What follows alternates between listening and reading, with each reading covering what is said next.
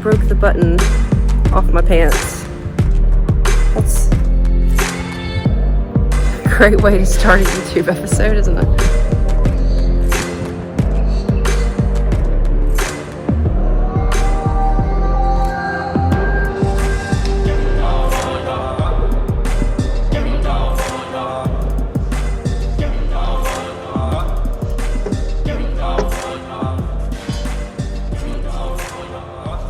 So one thing that we do know, now that we're looking for a boat and we're ready to buy, is that we want a Taiwan build. I know that a lot of people don't know this about me, but I'm kind of a closet nerd when it comes to my Taiwan builds and, you know, my William Garden designs. It's definitely my favorite boat designer and yacht designer. And this is actually a Robert Perry design. But this particular boat is the CT-54. He actually had Ted Brewer overlook the entire design the whole time he was doing it. You know, William Garden was one of Perry's idols growing up. So he wanted to build something that was very garden. And he achieved that. I can always like get a sense of who designed the boat, like whose heart and soul is in these like builds. Even though so many of the 54s were actually somewhat custom, and it's actually still not, it is a Robert Perry design, but I mean, the shipyard themselves, they changed the design to have more headroom, and 3/4 of them ended up having the higher headroom, which was not initially the design. Also, there was a laminating schedule that Perry developed when he designed this boat, and the shipyard did not follow that laminating schedule at all. They're still strong boats. I think the shipyard had the mentality of like, use a thicker mat, then it's enough, you know? And yeah, but yes, but it doesn't flex the same and all of that. So it's none of them are really exactly the way that they were meant to be, but that doesn't mean that they aren't fantastic boats. But yeah, actually, a funny thing about this particular design, Perry actually was only paid half the money that he was owed from John Edwards when he created this design for John Edwards. The shipyard themselves, years later, I believe it was the owner of that shipyard, who was CT Shin, came back and gave him like another $750 on the design when he was only owed like $350. So he was more than paid, but he was never buddies with Edwards after that. So there's some history for you. Edwards actually went on to start the Hans Christians. But yeah, there were 104 of these built. And actually they were built, okay, so the 54 was actually built between 1975 and 1981. Well, what happened in 1981 was that they kind of did a little bit of a redesign. And instead of the spruce spars that I actually really like, but they do rot, they switched to aluminum. They started using more stainless, and they started doing a thicker deck. They went to like a 4-inch deck with, you know, more fiberglass and everything, just to make it more robust. So the 75 to 81, that's like your classic leaky tiki, and they leak over the years. Of course, any boat leaks over the years, but that's like the true leaky tiki because of that design, and they hadn't really figured it out yet. They hadn't really figured it out yet. But in 1982, they redid all of that. So, you know, the ones that were built after 1982 to 86, I want to say it is, those are better builds. And then when the mold completely just was done in, I think, 1986, they redid it, but they made it a 56. So the 56 is actually a better build because they kind of like worked it out. So the 56 is better than the 54. It is a better build quality. But now a lot of these boats were custom. So people would come over to Taiwan. I say come like we're here. We're not there yet. People would go to Taiwan and they would oversee the build of their future yacht, and they would, you know, reconfigure the interior a little bit. You know, instead of bunks, they might just want a single berth, or they might want a double berth or whatever. It's thought that Some of those custom builds actually weren't as strong because they weren't the original design, so they, you know, had to skip out on whatever, and they actually leaked more. And then other people say, and it may just be from one boat to the next completely different, but some people say that, you know, when the owners actually stayed at the yard and watched the whole process, the boat came out better quality. Go figure. But yeah, that's a little bit of history on the Ta Chiao CT 54 Taiwan build that we are in right now. So we are not opposed to having a 54. I'm not opposed to having one built before 1982 or 81. I actually prefer the older ones, but you have to know what you're getting into when you're buying one. That's not to say that some haven't been meticulously maintained, and maybe there's, you know, some rot where a leak got away from someone or something like that. But you know, any structural damage, a lot of it can be fixed. And yeah, it's just they're high maintenance boats. That's just what they are. But they're worth it, in my opinion. So, little history on Robert Perry and this particular design. If we can get into a Formosa 51, maybe I'll tell you all about that one.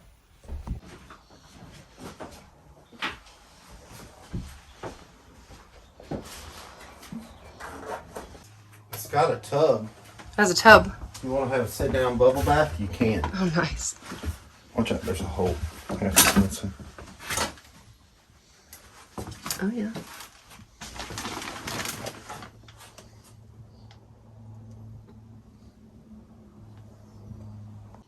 Yeah. There's a vanity for me. Huge closet. It's way back that way.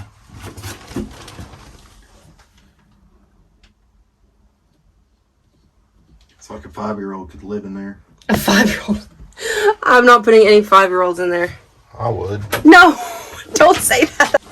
I don't know what just happened. Oh, he means they need complete AC. They said it needed an AC. Yeah, like the vent work and everything's out of there. Oh, is it? Yeah. Okay.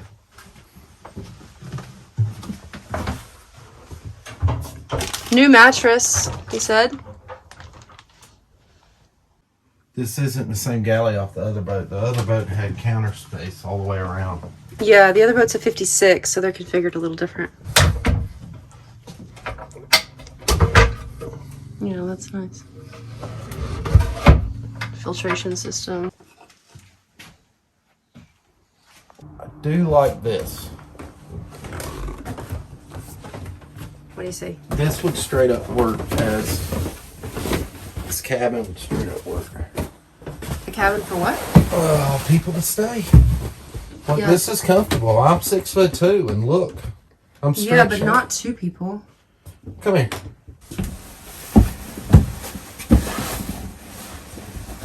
Yeah, okay, you're right. But it's like, I mean, like, we're not like big people, you're just tall. Like, I can't see our like bigger friends fitting in this. You know what? It's a sailboat. Yeah, but you're also chartering it, so we want to like accommodate. We can't be like, well, you can come stay on our boat if you're skinny. Well, that's how I am on my flats boat. I can take 3 of you if you're not 300 pounds. So you have an identical one here. It's the same size. So you've got... Oh, all right. Okay. And then you got this awesome Captain Ron shot.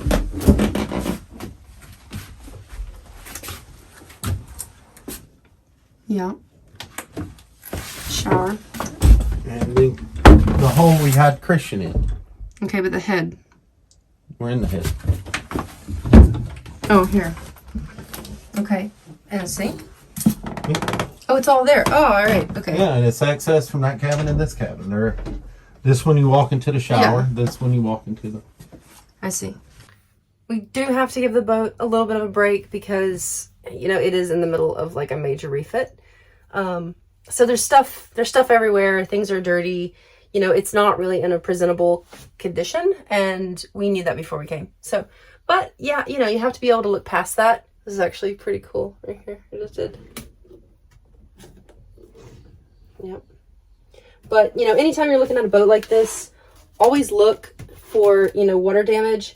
But the thing is, like, in a boat like this, there's going to be water damage. Like, I can almost guarantee you that, like, there's water damage in any older Taiwan build. Like, there's going to be water damage somewhere. It's just a matter of, like, to what extent was it taken care of? How long, you know, what did it cause? Like, that's really the thing that you want to know.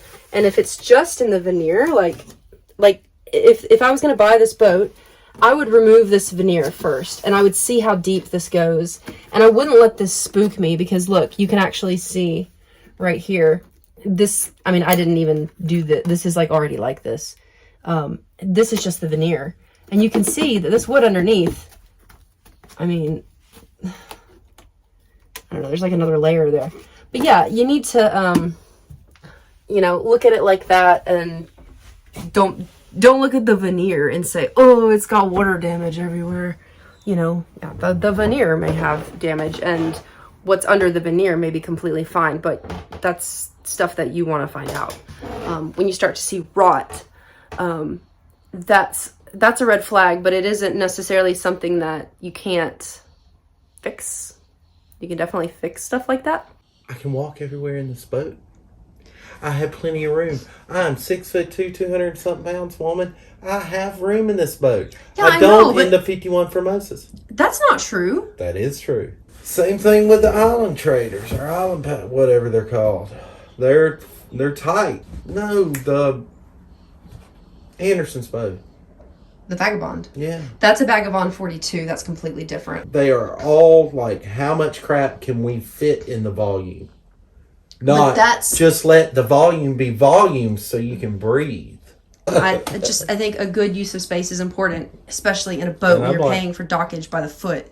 Well, this is an incredible use of space. This boat is for 2 people to live on and have guests. All the other boats are designed for, let's cram all of our friends in the neighborhood on the boat and go somewhere for a week. Yeah, but this is a very open. Let me back up. Let me show. It's open. It's big. Look. It's. I can ballerina dance. No, I know, and I like that. Do we really need this much floor space? Like right here? Yes. Yeah. Yes. Okay. I can get to the engine and get the engine out. Okay. Not only that, look at all this room for activities you have. I mean, we could actually do things. We could play Twister. Straight up could play Twister. You could put a blow-up mattress here if you needed to for somebody to stay the night. You can do all kinds of things. Mattress. It's an actual legit living room. You put you a nice little chair right here so you can do some plotting. If you need to, you can get 3 charts out and spread them out on the floor and have plenty of room. 3 charts out. When you're doing, whenever you're doing anything you need to do, you have all this room to sit here and do it inside the boat. He just doesn't know.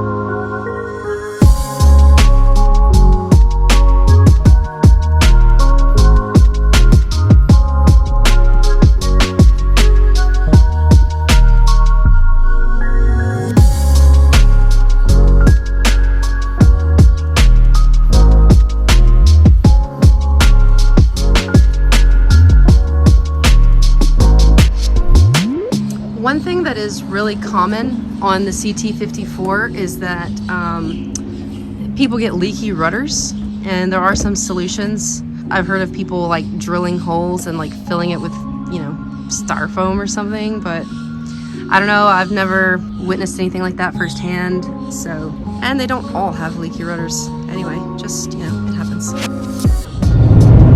We have a limited amount of money to work with, first of all, and we have to figure out how we want to, where we want to put our money, what we want to do. And, you know, some boats are going to take all of the money with nothing left over. And some boats are maybe lesser boats, but it would allow us to kind of do something in addition to having a boat. And I think that's where we are now, is figuring out, you know, what do we want to spend on a boat? What do we want to do with the boat? Do we want to charter the boat, or do we just want to live on it and have something fun? I think it's better to monetize whenever we get. So that's where we are right now in our planning, and I don't know, like, who knows what we're going to end up with, but I know it's going to be something older. It's going to be a Taiwan build. Let us know in the comments below if you like this boat, if this is a boat that you would want to buy. The boat is for sale. It is in the middle of a refit, so we could buy it as is, or we could buy it after the refit, but we can't afford to buy it after the refit. So if you want to buy it after the refit, let me know in the comments. I can, like, put you in contact with the man. Why are we leaving? Because it's not Love's. Oh, yeah, Love's is over there. Yeah, I turned into the Circle K. Oh gosh, It's tricky. It's the same color. don't hit me. They even put a big yellow sign up there to trick me. No, it says lowest cigarette prices or something. But it's yellow and it's red. Anyway, whatever. Watch out, dog. Thank y'all for watching this week. Like, subscribe, all that jazz. Yeah, please subscribe. Our goal when we started this channel at the beginning of the year was to have 1,000 subscribers by the end of the year, and we're not doing that.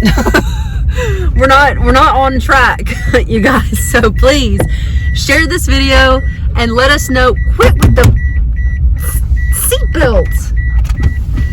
Okay. Yeah. I don't even feel bad for you because I tried to close it out. You took over and just kept on talking. Let us know in the comments below if you like this boat, if you want to see more boats. Do you want to see... He's gone. Okay. Do you want to see a Formosa 51? Do you want to see a Vagabond 47? I want to look at more boats. There's just nothing for sale. So, do you know of a Formosa 51 or a Vagabond 47 that happens to be in the United States on the East Coast? Because if you do, please let us know. We'd love to come look at it. Yeah, let us know if you'd like to see us do any more boat detailing or anything else with our Volkswagen. Oh my God, he's back. Bye, guys.